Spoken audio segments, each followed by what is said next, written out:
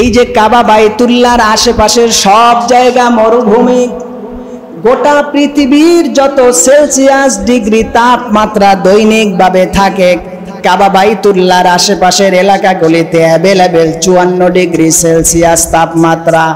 গোটা পৃথিবীর সমুদ্রের পৃষ্ঠ থেকে 280 মিটার উপরে হচ্ছে কাবা বাইতুল্লাহর জমিন। সুবহানাল্লাহ। এজন্য দুনিয়াতে যখন চাঁদ ওঠে কাবার মানুষরা আগে দেখে, কারণ তাদের জমিন উঁচু। আদম যখন জন্মগ্রহণ করেছে, আদমকে কাবা বাইতুল্লাহ আল্লাহ জন্মস্থান হতে দেন নাই, অথচ সে প্রথম মানুষ। শীষ যখন জন্ম নিয়েছে, কাবা বাইতুল্লাহ আল্লাহ পাক শীষকে জন্ম দেন নাই, অথচ সে নবীর ছেলে নবী। ইদ্রিসকে আল্লাহ পাক কাবা বাইতুল্লাহ জন্ম দেন নাই, হুদকে আল্লাহ পাক কাবা বাইতুল্লাহ জন্ম দেন নাই, সালেহকে আল্লাহ পাক কাবা বাইতুল্লাহ জন্ম দেন নাই, শুআয়বকে দেন নাই, দাউদকে দেন নাই, সুলাইমানকে দেন নাই, ইয়াকুবকে দেন নাই, ইসহাককে দেন নাই, ইব্রাহিমকেও খোদ কাবা বাইতুল্লাহ জন্ম দেন নাই, মুসাকে দেন নাই, ঈসাকে দেন নাই, কোন নবীকেই কাবা বাইতুল্লাহ আল্লাহ পাক জন্ম দেন নাই। ওইটা সৃষ্টির আগে পানির উপরে কাবা বাইতুল্লাহ ফেরেশতা দিয়ে তৈরির সময় আমার রসুলের এটা একটা শান।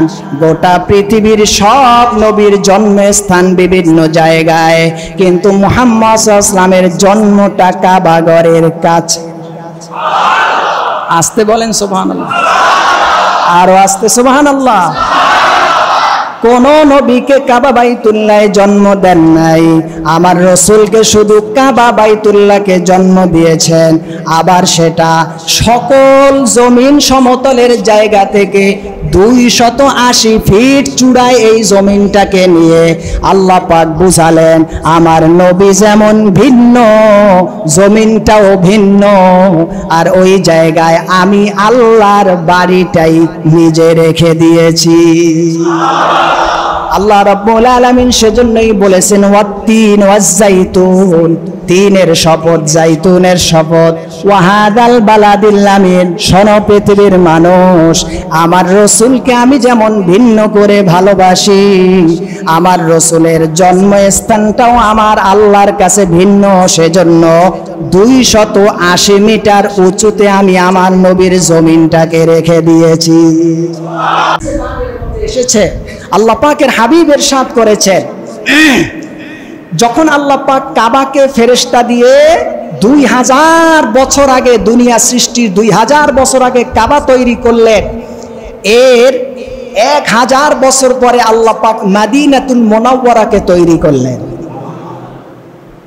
মদিনাতুল মুনাওয়ারাকে আল্লাহ পাক তৈরি করে এটাকে আল্লাহ পাক আবার ভিন্ন করে সাজালেন।